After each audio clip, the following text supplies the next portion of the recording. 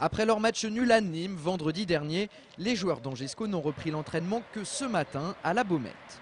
La raison de cette reprise différée est toute simple. Lundi prochain, les hommes de Jean-Louis Garcia reçoivent Lens en match décalé de la 26e journée de Ligue 2. Du coup, le staff angevin a dû aménager son planning en fonction du calendrier et de cette prochaine rencontre ô combien importante. Lens, on en reparlera un peu plus tard dans la semaine. En attendant, on s'intéresse au match qui a opposé Nîmes à Angers en fin de semaine dernière. Et pour les Angevins, ce déplacement chez la Lanterne Rouge de Ligue 2, c'était à la fois l'occasion de stopper la série de 2 défaites consécutives en championnat et donc de rattraper les 3 points qu'ils avaient laissé échapper à domicile face à Vannes il y a 10 jours. D'entrée, les Blancs et Noirs affichent clairement leurs intentions avec cette percée de Vinicius. Le Brésilien lance parfaitement Charles Diers dans la profondeur. L'ancien Clermontois ne se pose pas de questions et frappe en première intention. Le portier garrois est sur la trajectoire et envoie d'une jolie claquette le ballon en corner. À peine 5 minutes plus tard, nouvelle contre-attaque pour le SCO. Côté gauche, Vinicius va fixer 2 défenseurs nîmois avant de solliciter le 1-2 avec Domar Colino.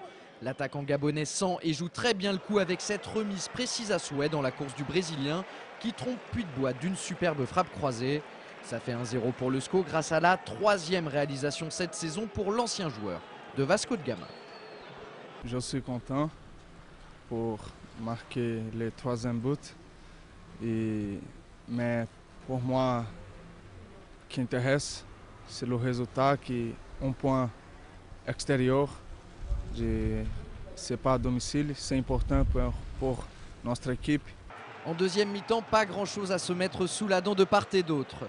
Enfin presque, puisqu'à la 82e minute, comme si de rien n'était, Mehdi Mostefa enflamme littéralement le stade des Costières grâce à cette ogive qui trouve la lucarne d'un Padovani impuissant.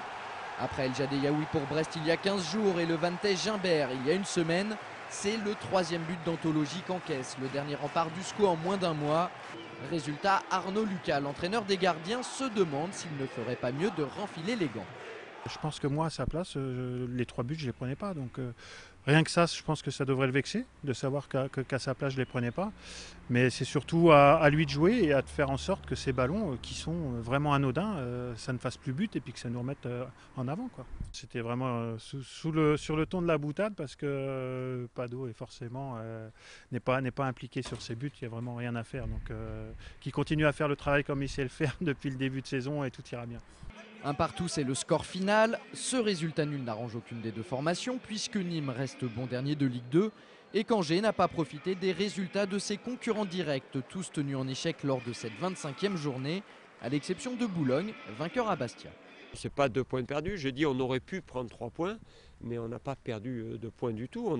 On a pris un point, ça nous permet de redémarrer après une période de 2 matchs sans points. Donc c'était important de revenir avec quelque chose de ce déplacement.